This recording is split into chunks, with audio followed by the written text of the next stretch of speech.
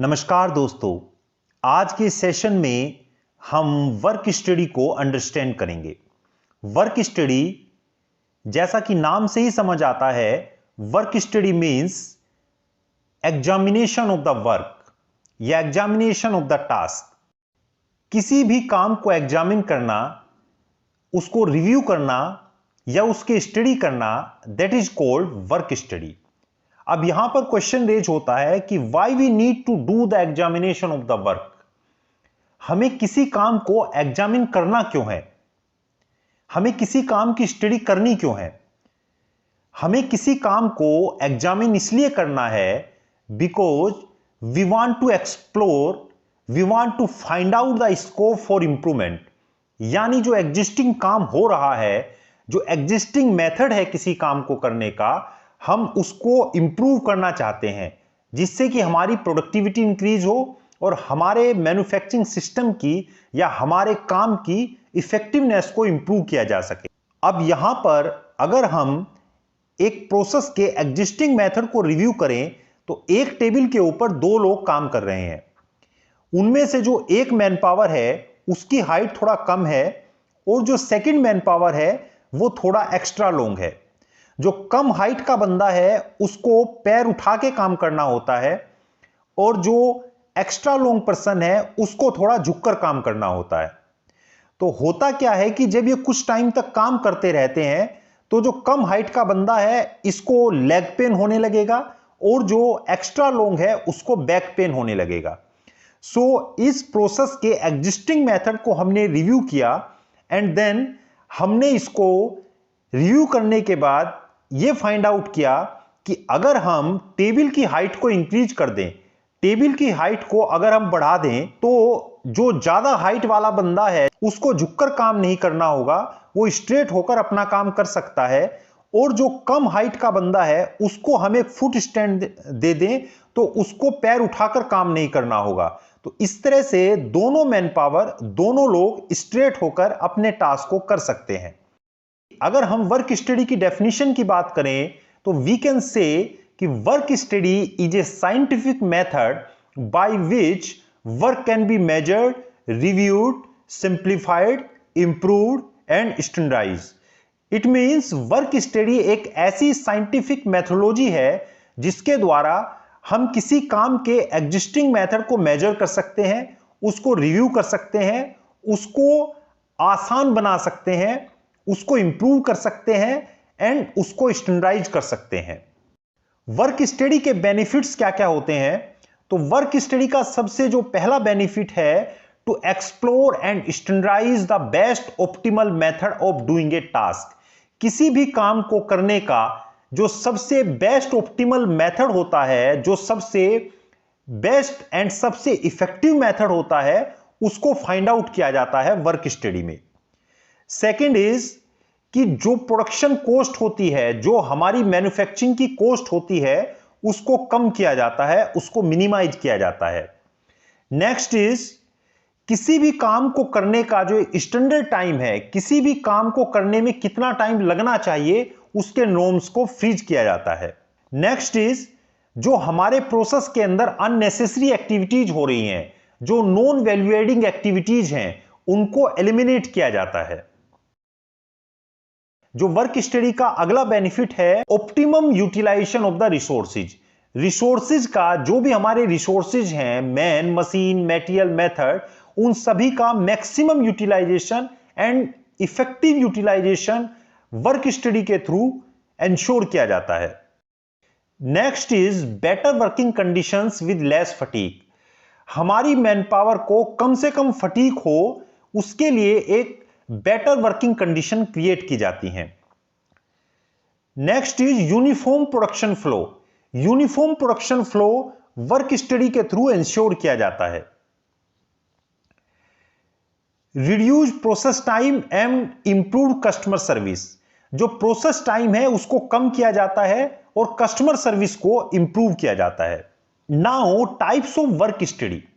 Work study जैसा कि हमने पहले भी समझा, किसी भी काम के एग्जिस्टिंग मेथड को रिव्यू करना और उसमें इंप्रूवमेंट के स्कोप को फाइंड आउट करना जिससे कि हमारे वर्क की या हमारे टास्क की इफेक्टिवनेस एंड प्रोडक्टिविटी को इंक्रीज किया जा सके, that is called work study. अब ये जो इंप्रूवमेंट का स्कोप है, ये दो तरह से फाइंड आउट किया जा सकता है। वन इज एफर्ट रिडक्शन के थ्रू and second is time reduction के थ्रू। एफर्ट रिडक्शन मींस कि हमारे जो प्रोसेस में जो जो एक्टिविटीज हो रही हैं, उन एक्टिविटीज को एलिमिनेट किया जाए, जो एफर्ट्स हैं या जो एक्टिविटीज हैं उनको कम किया जाए और उन एफर्ट्स के थ्रू हमारे प्रोसेस में इंप्रूवमेंट हो।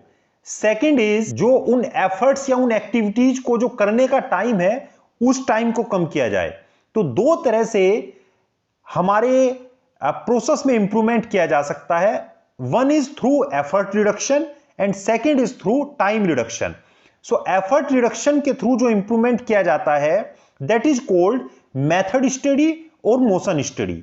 एफर्ट रिडक्शन के थ्रू जो इंप्रूवमेंट किया जाता है उसको मेथड स्टडी बोला जाता है या उसी को मोशन स्टडी भी बोला जाता है। और टाइम रिडक्शन के थ्रू जो इंप्रूवमेंट किया जाता है उसको वर्क मेजरमेंट बोला जाता है या उसको टाइम स्टडी भी बोला जाता है। आज के इस सेशन में हम मेथड स्टडी या जिसको मोशन स्टडी भी बोला जाता है को डिस्कस करेंगे और नेक्स्ट सेशन में हम वर्क मेजरमेंट या जिसको टाइम स्टडी बोला जाता है उसको डिस्कस करेंगे। मेथड स्टडी में हम किसी भी काम के एग्जिस्टिंग मेथड की सिस्टमेटिक रिकॉर्डिंग करते हैं और उसका क्रिटिकल एग्जामिनेशन करते हैं, और उसकी systematic recording and critical examination करते हुए उस मेथड के दूसरे अल्टरनेट मेथड्स को हम सर्च करते हैं, उनको फाइंड आउट करते हैं और उनमें से जो सबसे इफेक्टिव मेथड्स होता है उसको हम इंप्लीमेंट करते हैं। मेथड स्टडी एक ऐसी टेक्निक है जिसके अंदर हम अननेसेसरी एक्टिविटीज और जो अननेसेसरी मूवमेंट्स हैं उनको हम एलिमिनेट करते हैं और अपनी कॉस्ट को कम करते हैं। मेथड स्टडी का अल्टरनेट एम होता है कि बेस्ट पॉसिबल मैन्युफैक्चरिंग प्रोसेस को इंप्लीमेंट किया जाए और जो हमारे रिसोर्सेज हैं, जो हमारे ऑपरेटर्स हैं, जो हमारी मैन पावर है, उनके फटीग को कम किया जाए और अपनी कॉस्ट को कम किया जाए। अगर हम मेथड स्टडी के बेनिफिट्स की बात करें तो मेथड स्टडी के थ्रू हमारा प्लांट लेआउट इंप्रूव होता है। मेथड स्टडी के थ्रू जो एक्टिविटीज हैं, जो काम है, उनको सिंप्लीफाइड किया जाता है। मेथड स्टडी के थ्रू जो प्रोसेस फ्लो है, जो फ्लो ऑफ द वर्क है, उसको इंप्रूव किया जाता है। मेथड स्टडी के थ्रू क्वालिटी को इंप्रूव किया जाता है, जो हमारी product quality and process quality है उसको इंप्रूव किया जाता है। मेथड स्टडी के थ्रू मटेरियल हैंडलिंग को कम किया जाता है और हमारी जो दूसरी नॉन वैल्यू एडिंग एक्टिविटीज हैं उनको भी कम किया जाता है। मेथड स्टडी ये इंश्योर करती है कि हमारे रिसोर्सेज का ऑप्टिमम यूटिलाइजेशन हो।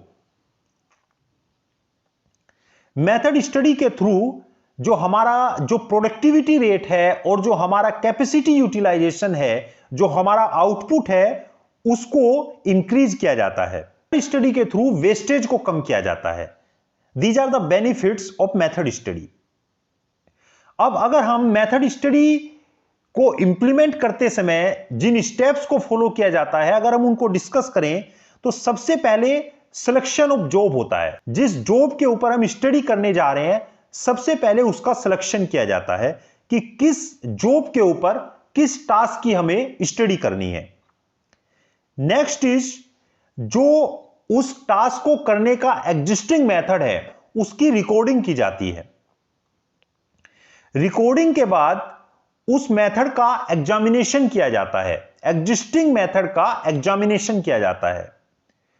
आफ्टर दैट जो भी हमारे अल्टरनेट मेथड्स हैं, उन अल्टरनेट मेथड्स को सर्च किया जाता है कि इस काम को करने के दूसरे अल्टरनेट मेथड्स क्या हो सकते हैं और जो सबसे इफेक्टिव अल्टरनेट मेथड होता है उसको डेवलप किया जाता है। आफ्टर दैट सबसे इफेक्टिव अल्टरनेट मेथड्स को इंस्टॉल किया जाता है, उसको मेंटेन किया जाता है। Alternate best effective alternate method को मेंटेन किया जाता है, उसको स्टैंडर्डाइज किया जाता है एंड उसको सस्टेन किया जाता है। अब हम इन सभी स्टेप्स को थोड़ा डिटेल में अंडरस्टैंड कर लेते हैं। सबसे पहला स्टेप है selection of job. Selection of job एक बहुत ही इंपॉर्टेंट स्टेप होता है जिसके अंदर हमें यह डिसाइड करना होता है कि किस जॉब के ऊपर या किस टास्क के ऊपर हमें मेथड स्टडी करनी है। हमारे पास जो भी टास्क हम डिसाइड करते हैं उसका हमारे पास वैलिड रीजन होना चाहिए कि हम क्यों उस पर मेथड स्टडी करना चाहते हैं। जब भी हम किसी जॉब को मेथड स्टडी के लिए सिलेक्ट करते हैं तो जनरली 3 पॉइंट्स को उसमें कंसीडर किया जाता है। सबसे पहले हमें लगता है कि वहां पर टेक्निकल इंप्रूवमेंट का स्कोप है तो हम उसको सिलेक्ट करते हैं। सेकंड इज हमें लगता है कि इकोनॉमिकली वहां पर हमारी कॉस्ट कटिंग हो सकती है तो हम उसको मेथड स्टडी के लिए सिलेक्ट करते हैं। नेक्स्ट इज हमें लगता है कि ह्यूमन एफर्ट्स को कम किया जा सकता है, जो ऑपरेटर फटीग है या जो ऑपरेटर के मूवमेंट्स हैं उनको कम किया जा सकता है। अब यहां पर हम एक एग्जांपल लेते हैं। हमने एक कंपनी एबीसी के जो प्रोडक्शन मॉनिटरिंग सिस्टम है उसको हमने रिव्यू किया। Now next step is recording of process. Recording of process में हमने उस काम को करने का जो भी एग्जिस्टिंग मेथड है उसकी रिकॉर्डिंग की। रिकॉर्डिंग हमारी वीडियोग्राफी के थ्रू भी हो सकती है या वो स्टॉपवॉच के थ्रू भी हो सकती है या कोई दूसरा डिजिटल मेथड भी रिकॉर्डिंग ऑफ प्रोसेस के लिए यूज किया जा सकता है। रिकॉर्डिंग ऑफ प्रोसेस में जो चीजें ध्यान रखने के लिए होती हैं कि जो हमारे पास जो भी इंफॉर्मेशन हम कलेक्ट कर रहे हैं एग्जिस्टिंग प्रोसेस की वो एक्यूरेट होनी चाहिए, फैक्ट्स के बिहाफ पर होना चाहिए, साइंटिफिक एंड मैथमेटिकल वे में होना चाहिए। अब रिकॉर्डिंग ऑफ प्रोसेस में हमने प्रोडक्शन मॉनिटरिंग के एग्जिस्टिंग मेथड के कौन कौन से पॉइंट्स को रिकॉर्ड किया। हमने रिकॉर्ड किया कि प्रोडक्शन मॉनिटरिंग का एग्जिस्टिंग मेथड मैनुअल है या डिजिटल है। हमने प्रोडक्शन मॉनिटरिंग के एक्यूरेसी लेवल को मॉनिटर किया। हमने चेक किया कि जो प्रोडक्शन मॉनिटरिंग होती है, जो मैनपावर प्रोडक्शन मॉनिटरिंग करता है उसका डेटा पर इन्फ्लुएंस कितना रहता है, लोगों से उसके जो पर्सनल रिलेशन है उसका इंपैक्ट हमारी प्रोडक्शन मॉनिटरिंग पर तो नहीं आता। और ये प्रोडक्शन मॉनिटरिंग का डेटा जिस टाइम हमारे पास अवेलेबल होना चाहिए, क्या राइट टाइम मॉर्निंग मीटिंग से पहले डेटा हमारे पास अवेलेबल हो जाता है और इस प्रोडक्शन मॉनिटरिंग प्रोसेस के अंदर कितनी मैन पावर इंगेज रहती हैं, इन सभी पॉइंट्स की हमने रिकॉर्डिंग की। So next step is examination of the process. Examination of process के अंदर हम साइंटिफिक एंड लॉजिकल बेस पर हम उस प्रोसेस के अंदर जो भी एक्टिविटीज हो रही है उनको एग्जामिन करते हैं। तो हमारा जो सबसे पहला पॉइंट था existing method of production monitoring. हमने एग्जिस्टिंग मेथड को रिव्यू किया और हमने पाया कि एग्जिस्टिंग मेथड मैनुअल है, यानी जो हम प्रोडक्शन मॉनिटरिंग करते हैं उसका कोई हमारे पास डिजिटल सिस्टम अवेलेबल नहीं है, हम मैनुअल प्रोडक्शन रिकॉर्डिंग करते हैं। Second is accuracy level of production monitoring. हमने डेटा के बिहाफ पर फाइंड आउट किया कि वो 80% है, यानी जो एक्यूरेसी लेवल है वो 80% है, 20% उसमें मिसमैच रहता है।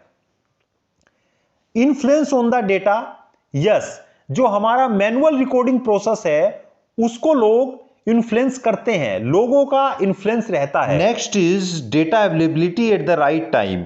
कई बार राइट टाइम पर प्रोडक्शन फिगर्स हमारे पास अवेलेबल नहीं हो पाती और इस कंप्लीट प्रोडक्शन मॉनिटरिंग मेथड के अंदर 5 मैन पावर एंगेज रहती हैं। Next step is develop new method.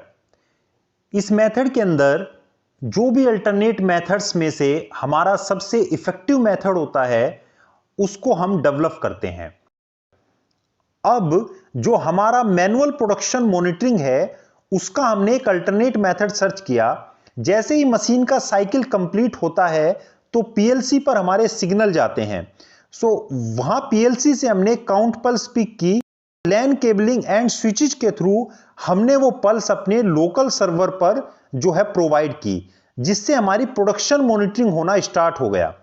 और ये जो लोकल सर्वर पर जो हमारा डेटा प्रोवाइड होता है, इसको हमने हमारा शॉप फ्लोर पर हमने डिस्प्ले किया एलईडीज के थ्रू। And second is automated mail every day हमारे रेस्पेक्टिव ईमेल आईडी पर जाना स्टार्ट हो गई। सो इससे जो हमारा मैनुअल प्रोडक्शन मॉनिटरिंग मेथड है वो real time and digital production monitoring method में हमारा कन्वर्ट हो गया।